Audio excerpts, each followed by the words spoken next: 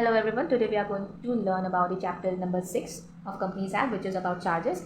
Chapter 6 contains from section 77 to section 87. Let's go through this. Charge means right of a creditor on the asset of company. Charge एक right है creditor का किसी एक asset में जो कि company का हो. Now talk about section 77. Section 77 talks about the registration of charge with ROC. Charge once created on any property, asset or undertaking inside or outside India of a company must register with ROC by submitting form CHG1 other than debentures and CHG9 for debenture holders. Along with an instrument is what? The contract, जो contract बना हो, creating that charge, उस charge को create करते समय जो contract form हुआ होगा उस instrument के साथ ये form को submit करना पड़ता है. Within time period क्या है? Within इसको दो time frame में किया गया है, on and after 2nd November 2018 and before 2nd November 2018. जो 2nd November 2018 के बाद जो मतलब जो अब relevant है इस time frame में उसका है कि within 30 days from with normal fees, next 30 days with additional fees and next 60 days with ad valorem fees. And दो चार्जेस जो 2 नवंबर 2018 के पहले क्रिएट किए गए हैं उनको रजिस्टर करना पड़ेगा with ROC with in 30 days with normal fees, 300 days from creation of the charge with additional fees and 6 months from the date of 2nd November 2018.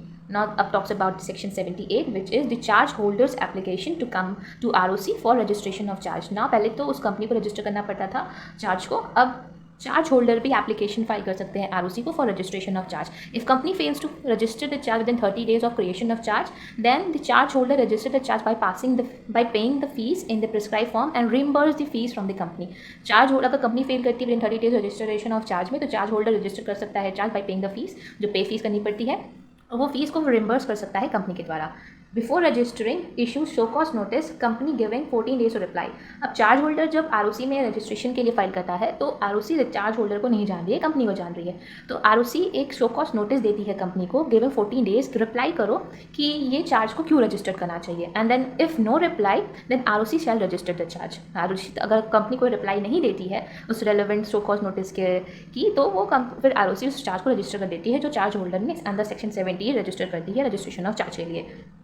Preservation है कि हमें चार्ज कब तक प्रिजर्व करना पड़ना है. रजिस्टर ऑफ चार्ज को permanently हमें प्रिजर्व करना पड़ता है और contract means instrument creating of charge 8 years from the date of satisfaction क्या है हमें आगे पढ़ेंगे, लेकिन इंस्ट्रूमेंट ऑफ क्रिएटिंग चार्ज होता है उसको 8 years from the date of satisfaction उसको प्रिजर्व करना पड़ता है.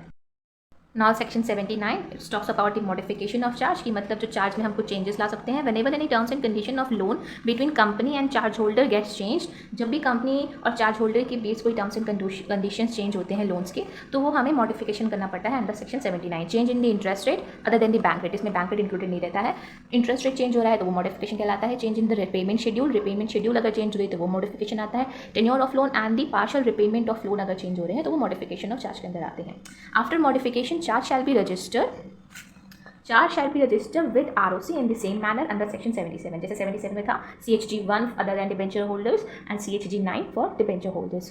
वैसे ही आफ्टर मॉडिफिकेशन ROC में हमें फिर उससे रजिस्टर कराना पड़ता है सेम मैनर में. ROC shall issue then ROC issue करती है क्रिएशन ऑफ चार्ज मतलब charge certificate in CHG2 and modification of charge in CHG3.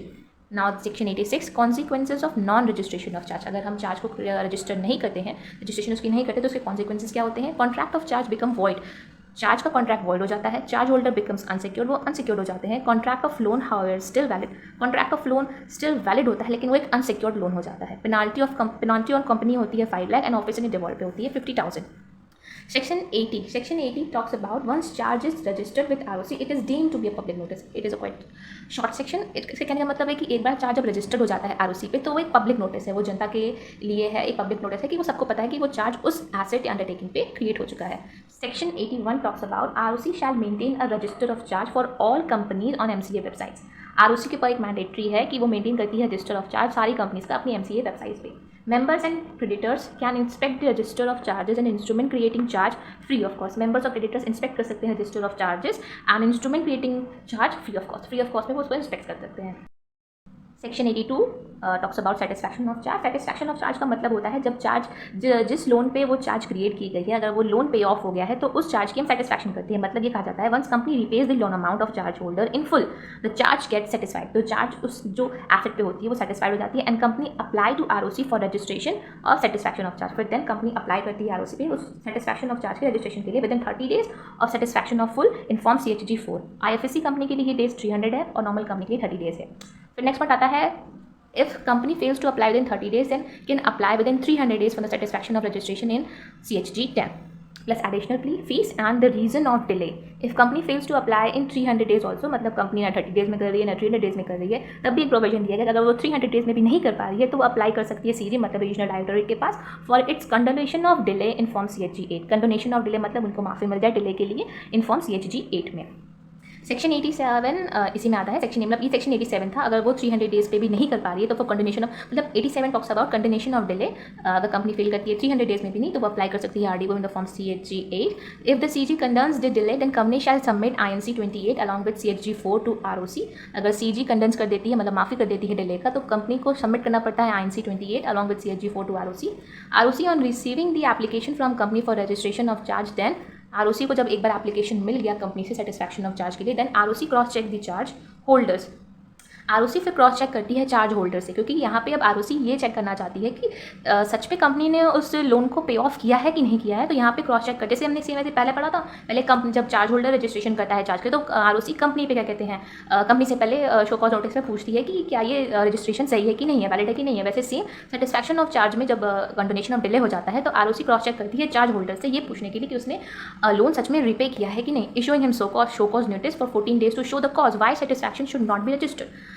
Charge holder से कहती है कि हमें एक कॉज बताओ कि सेटिस्फैक्शन को क्यों नहीं रजिस्टर करना चाहिए. And if no proper cause is shown the ROC will register the satisfaction and issue the certificate of satisfaction of charge in the form CHG 5 to company.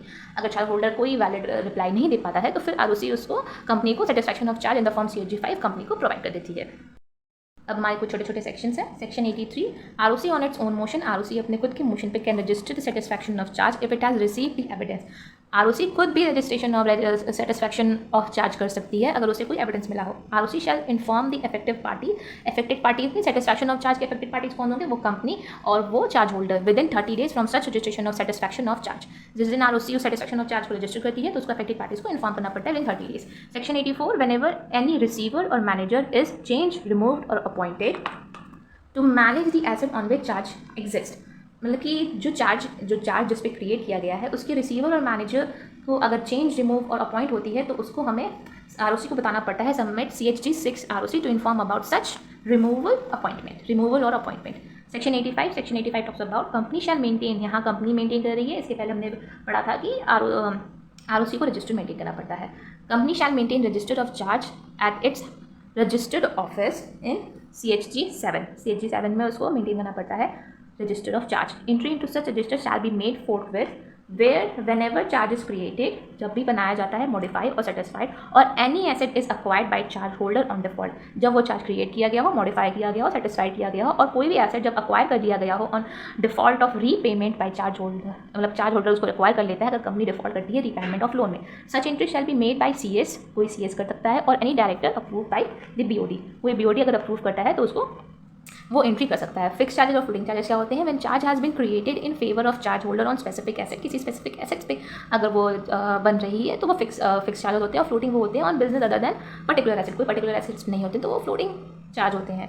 फिर एक आता है पारी पासु. क्या होता है ये कुछ टर्म्स हैं जो सिर्फ एक नॉलेज पर्पस के लिए है कि अगर एसेट एक हो और उस पर चार्ज होल्डर अनेक हो मतलब asset one and more than one charge holder of same asset उसको पारी पासु कहते हैं. And the last thing is statutory registers. हम स्टैट्यूटरी रजिस्टर्स होते हैं जिसको कंपल्सरी रजिस्टर्स भी बोलते हैं जो कंपनी को मेंटेन करनी पड़ती है. वो है register of charges, register of buyback, register of deposits, register of members, register of debenture holders and register of minutes. These are the statutory registers. So this is all about the chapter 6 charges from section 77 to 87. Links in the description below. Do check it, like it, share it and subscribe to my channel. Thank you.